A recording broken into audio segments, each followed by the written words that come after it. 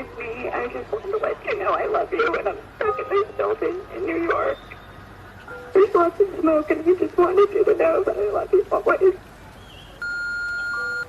At number 2 World Trade Center, right. Lady and stewardess in the walking. We're not ready to die, but it's getting bad.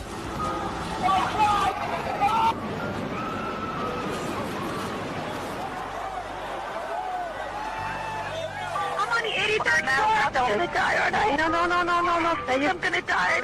Liv, say your prayers. No. We're gonna think positive because you gotta help each other get off the floor. I'm Now. gonna die. I know. Going on.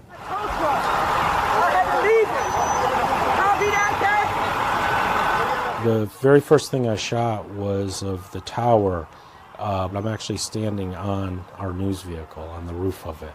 We're on the West Side Highway, and it was just in order to get a better perspective of what's going on. My name is Beverly Bass.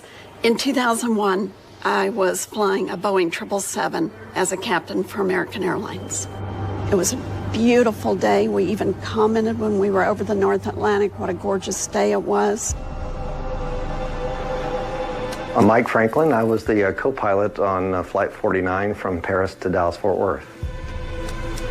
As we're crossing the Atlantic, we have one of our radios on what is called Airborne Common. I'm sorry, say that again, please. It looks like we lost the primary target about 20 west of Kennedy, and we had So that would be a means by which aircraft can talk to one another to try to get updates on weather, winds, turbulence, what's happening. Say that again, please. Fire. It was over the common frequency. Center.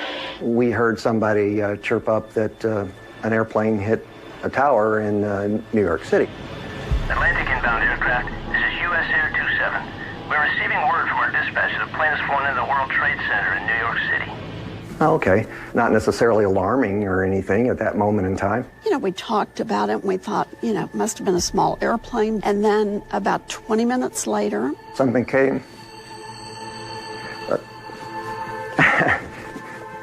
Came across the radio again that another aircraft hit a tower, and it was my experience from the military that I can recognize a coordinated attack. all of a sudden we start seeing some of the airplanes turning around, making a 180, which you would never see that because the North Atlantic tracks are directional, they're one way, and nobody turns around on them. And so my first thought was, hey, Beverly, why don't we consider turning this thing around and taking people back from where they came from? She goes, you know, that's not a bad idea. Why don't you see if you can begin that? As soon as I started to pick up the radio, we hear, we're common. We tried coordinating a return to Europe with Chadwick Control, and they denied clearance. They're not approving any reversals. And I sat up straight in my seat and began to process.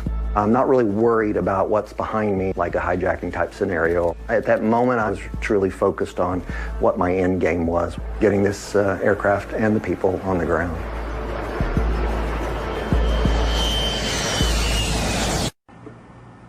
A bomb just went off in the World Trade Center. It's like, it's unbelievable.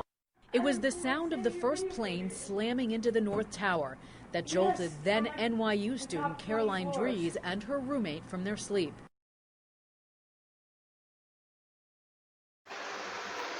There is no way to sugarcoat what happened on 9/11. I try not to go really emotional and deep into things on my channel. I really don't want to do that, but there's no way to go easy on this.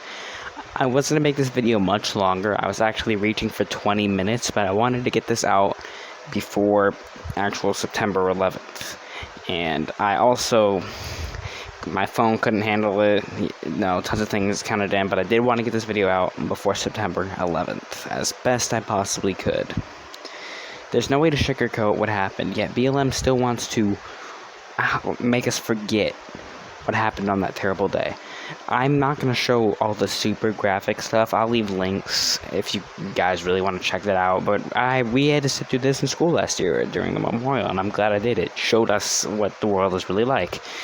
Like, people were jumping out of buildings. Like, the World Trade Center, they were jumping out of the windows, breaking the windows and jumping out of the building because they realized that falling to their death was better than being burned alive.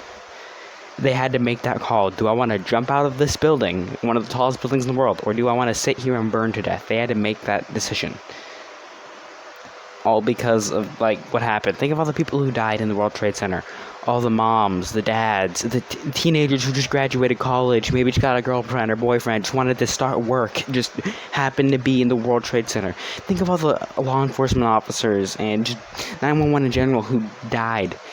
670 plus officers and 60 officers and 670 plus firefighters ran up the stairs. I want people to think about that. Knowing that the building was probably going to collapse, almost 1,000 people from law enforcement ran up the building anyways to try to grab as many people as they possibly could. They all died. When the building collapsed, every single one of them died, including every single person in that building, because of the terrorist attacks. Yet BLM wants us to just forget about what happened. But we won't let that happen. I guess this is our annual mourning of September 11th, and BLM convinced them to turn off the memorial, and it's absolutely sickening. Like, just to think of this, the whole concept of them trying to remove the memorial is just sickening to my core.